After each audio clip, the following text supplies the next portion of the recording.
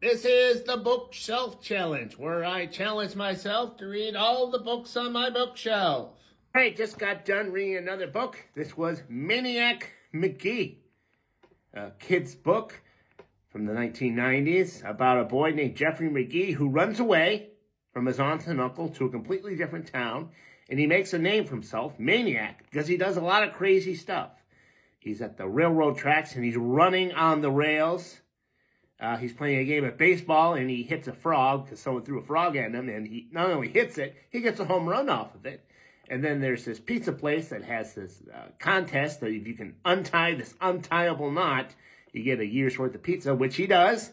And then later he finds out he's allergic to pizza.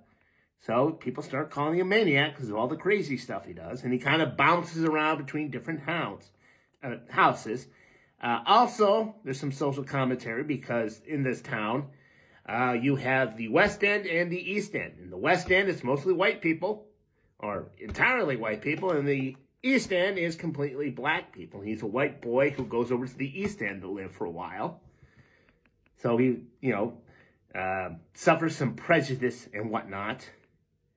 So all around, I thought it was a pleasant little novel. Now, if you're wondering why I, a man in my mid-40s, read kid novels, this is something to read. Most of the time, it's nostalgia when I'm reading like the Hardy Boy novels or the Nightmare Hall series.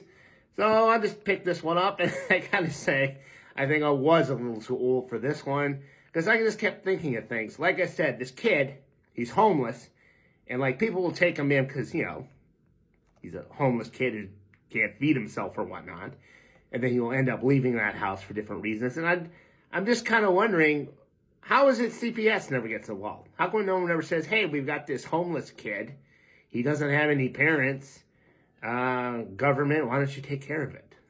You know what I mean? So that doesn't happen.